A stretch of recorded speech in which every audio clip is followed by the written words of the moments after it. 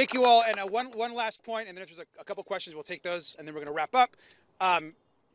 Something that was said earlier, the countries that we criticize, countries like Russia, countries like Iran, they are known for silencing social media companies. They're known for silencing opposition or information they don't seem to agree with.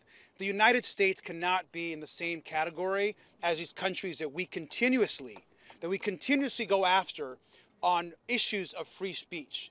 Part of free speech is also hearing things you may disagree with.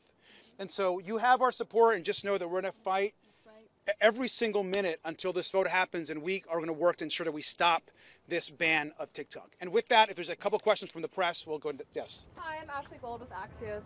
You mentioned there was nothing in the classified briefing that made you feel like TikTok is an immediate threat or anything like that. What I hear from a lot of other lawmakers is, yes, it's true that TikTok has the same issues every other social media platform does, but there's a unique threat because ByteDance is a Chinese company, and therefore we'll always have to listen to Beijing if they have a request.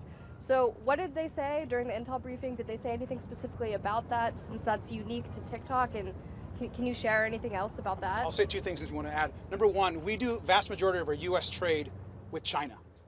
So if China want to disrupt us tomorrow, they have all the ability to do so. And so we're targeting one section of our relationship with China, which is a massive commerce relationship that we have.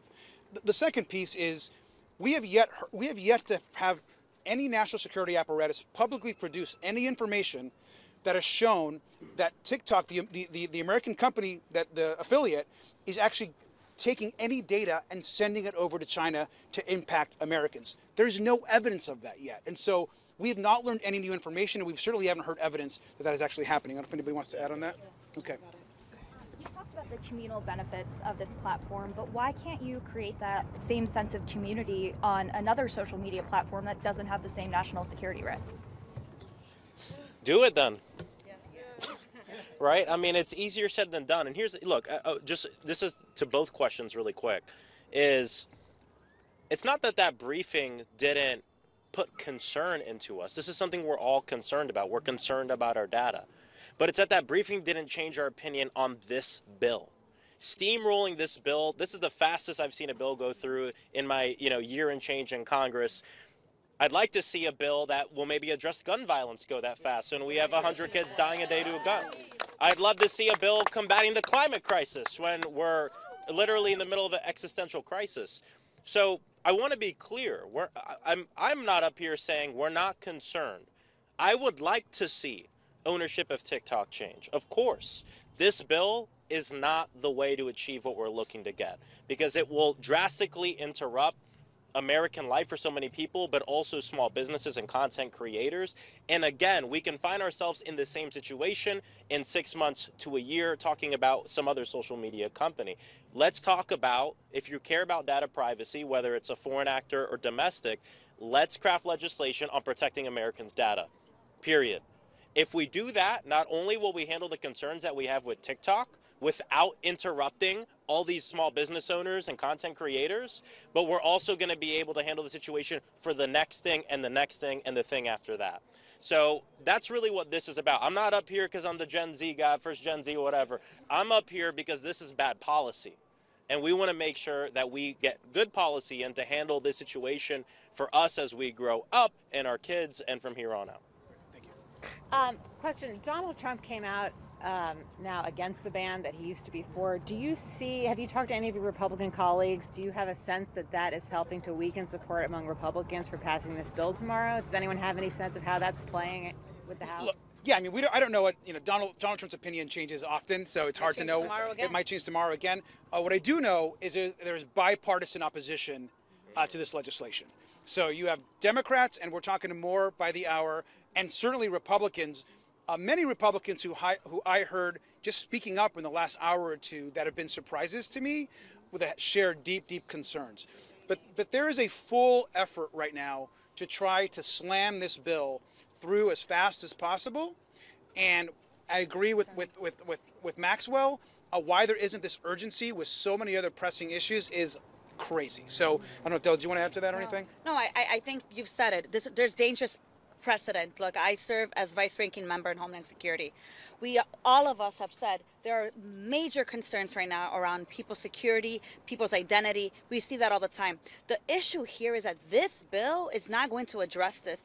180 days turnaround is not going to get us, first of all, TikTok to be interrupted. I mean, you're talking about people's livelihood in this moment. And the fact that we have not heard from people, from community, we fast-track through hearings, it's dangerous precedent that we just can't allow to happen. And Congressman Garcia said it. Every day as I talk to people from last week to today, people are like, well, I was leaning yes, but I think I'm leaning no. Right. So I have to say that your calls, your stories, your personal experiences are being heard, and we want to make sure that it actually is in effect when we go and vote tomorrow. And because people are actually taking the time to read the bill. That's when right. when this first came out, it felt like it was steamroll. It's going to have 365 votes or however many members of Congress there are. As time goes by, people are reading the bill, fielding objections from stakeholders in the community, learning about the fact that this isn't a good policy to address the problem, and they're coming from being a yes to a no. I'll tell you, if this vote was postponed till next week, we'd see even more people be in opposition to it. And one more thing, this whole idea that some folks have been complaining that somehow TikTok and creators and users are organizing to call in offices is ridiculous. Thank you for calling offices. That is actually your right to be able to call offices and organize. And right. People are upset because people are sharing their points of view is just wrong. We have time maybe for one or two more. One more point on this. My colleagues are upset about these calls from the offices. What about when billionaires put billions of dollars into super PACs to impact our elections? That's exactly right. That's exactly right. Yes. Last question. Two-part question here. Number one, do you think the bill is going to pass the House tomorrow if you're hearing more opposition? And number two, if it does pass the House, who are you working with in the Senate right now to keep the bill from moving forward there? So one, we obviously don't know what it's going to look like. I do know that I'm not overly optimistic in a situation where there is huge forces trying to slam this thing through. However, every hour there's more and more people that I'm hearing are going to vote no.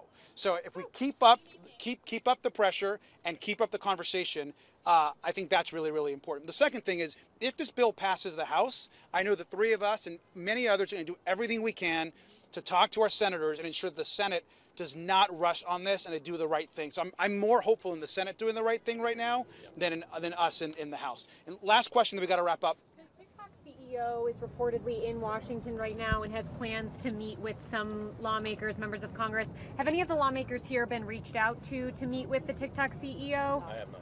Yeah, I haven't met with him either. Would you meet with him if he came? Sure, I might meet with anybody. I don't need to meet with any. I mean, I'm going to vote no. Yeah, I'm going to vote no too. I heard from my constituents. That's right. That's good enough for me. Thank you all very much. That's Yeah, right. thank you. Appreciate you. Thank you. Thank you.